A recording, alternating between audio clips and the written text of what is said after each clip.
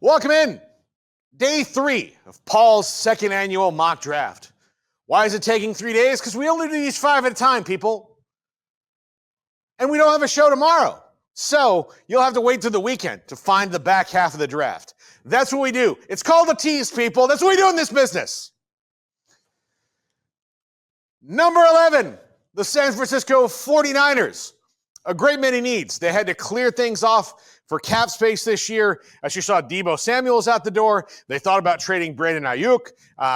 They had to release Kyle Juszczyk and bring him back on a different deal. They've done a lot of different things across the board, releasing people and moving on from them, signing people to lower deals in free agency. This was not a team that is in their window right now of go spend and go get it. So they're in a bit of a soft reboot after an injury-plagued season last year. So what do?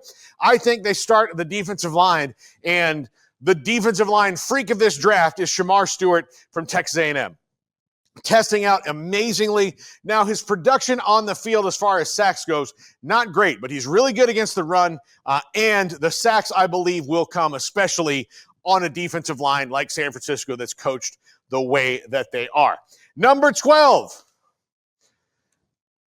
the Dallas Cowboys. The Jones boys select an area of tremendous need. They get their number 2 wide receiver. This is a great pairing with CeeDee Lamb of Tetairoa McMillan from Arizona. 6'4", almost 6'5", 225, 4.5 speed, goes up and gets the ball, can separate. This is amazing for Dak Prescott if they can get this done. I believe that McMillan will be there given the needs of other teams. So they don't get Ashton Genty, which I believe is everyone's first choice, but they do get their second choice in a major area of need too, in Tetairoa McMillan, wide receiver from Arizona. Number 13, the Miami Dolphins. Terron Armstead retired this offseason. That leaves a big gaping hole in their offensive line. How do you fill that? With one of the best offensive linemen available in Kelvin Banks from Texas. Many think he might be the best offensive lineman in this draft, and he did a great job for Steve Sarkisian and the Longhorns over his tenure there. As a matter of fact, Kelvin Banks, I think, can be the shining star of the guy who brought the Longhorns offensive line back from a decade of mediocrity.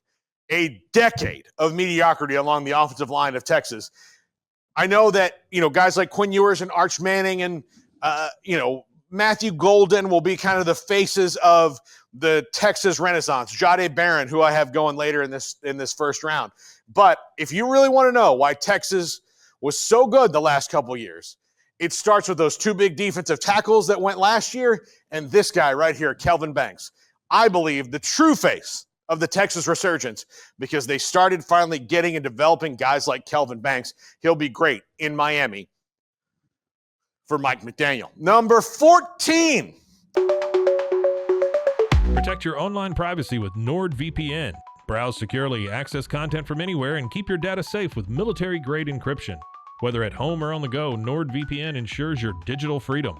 Stay secure. Download NordVPN today at nordvpn.com. That's NORDVPN.com. The Indianapolis Colts. This is a team that's in a bit of a quarterback dead zone right now. Is Anthony Richardson a guy who can stay healthy and become a productive quarterback in the league? They're not sure. So unsure that apparently they had a gallon of whiskey and 17 lines of cocaine and decided to sign Daniel Jones to compete with him. Not sure what that decision-making is, but Daniel Jones and Anthony Richardson will be competing against each other for the starting job. So what do you have to do to help these two guys out? Get them weapons. Get them something they don't have.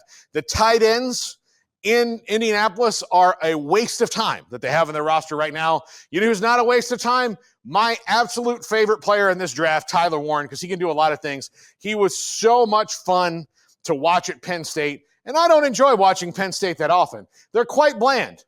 By their very nature, bland. They're the pasta with no butter of college football. But this guy's Alfredo sauce right here, baby. He's rich. He's thick. He's got cheese to him, and that's a good thing. He can do a lot. He can catch the ball. He can run the ball for you. He's a very good blocker, and can spark the offense. And finally, number 15, the Atlanta Falcons. A lot of needs there, too. Look, they got their quarterback last year. They're good at the skill positions. Bijan Robinson, Drake London, and others. They might get a wide receiver a bit later in the draft, but they're okay there. They have not had premier pass rushing for a while in the ATL. Mike Green, defensive end Marshall. If you haven't seen his highlights, look him up. This guy lives in the backfield.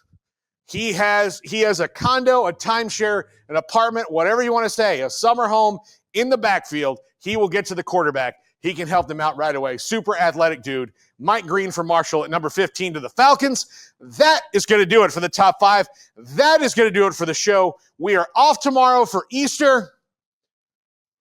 When you see me again, I'll be older and sadder, but happy Easter, everybody. Have a great weekend. We'll see you then.